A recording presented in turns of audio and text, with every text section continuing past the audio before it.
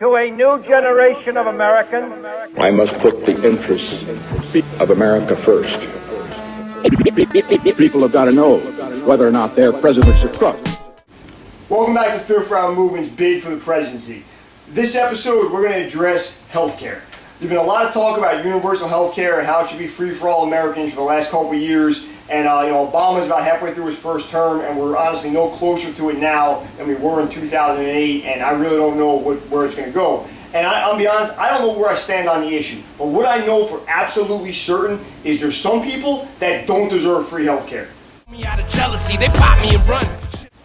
People like over 500 pounds do not deserve health care in any capacity. Not if they want to pay for it, not if they want the state to pay for it. They got to get out of the way and let doctors and nurses deal with people that can actually benefit from their time and effort, and not people that are just imbeciles. You have got to know this is a bad idea. If you haven't been out of your bed in 5 years because you're so morbidly obese that Oprah has to come over and cut you out of your bedroom, we shouldn't have to help you, okay? The other thing, TV's got to stop making these people stars. That a 600-pound guy gets up and takes 3 steps is not a triumph of the human spirit, it's disgusting. On top of that, the people on The Biggest Loser are not heroes, not any capacity. You should not be so overweight and unmotivated to change your lifestyle that you have to quit your job, leave your family, and move to a ranch in Arizona for 3 months and be motivated by $250,000 to get in some kind of physical fitness, okay? These are the heroes. People that work, have kids, grind every day, and find time to get in physical fitness and not eat like clowns. Let's celebrate those people and not these idiots on The Biggest Loser.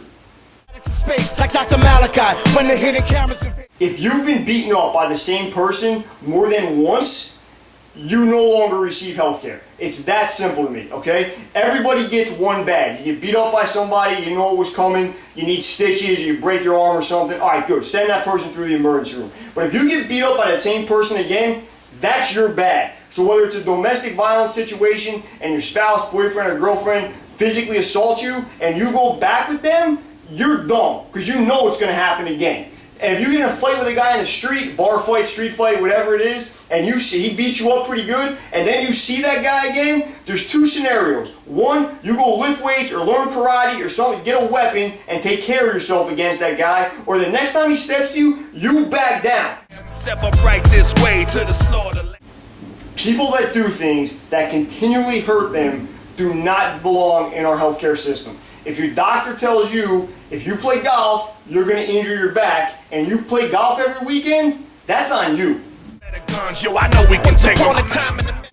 No health care for people with absurd amounts of children. And I don't know exactly what that number is, but I know that double digits is too many. You cannot have more kids than you can pay for. And even if you're a multi-billionaire and you have all the money in the world, you're not going to have the time and effort to raise 15 kids correctly. I mean, Sean Kemp played in the NBA for over a decade. He didn't have money to raise his kids. So there's no way a working guy and a wife stay at home because she's pregnant every second of her life can raise a dozen kids. It just doesn't make any sense. On top of this, we got another sector of people. We need to stop making celebrities. I'm sick of reality shows about families with 30 people living in one house and they're all acting happy because they're getting a check from TLC.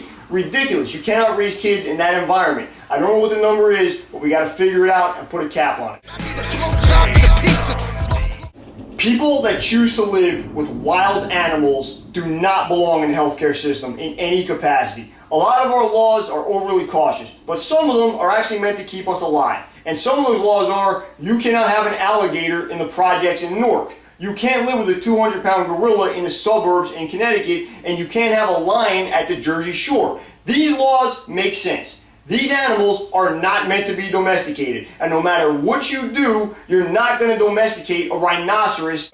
You're just not, okay? So if you choose to drive around an Oldsmobile with an orangutan on the passenger seat and you take them into the 7-Eleven with you to get Slurpees and the town thinks it's fun, but then one day that orangutan decides, I want a monkey, I'm going to do me, and decides to slaughter you and your family, well, you can't be surprised by it. That's why I went and caught me a gun. Police would put me in a cage if they could lock me.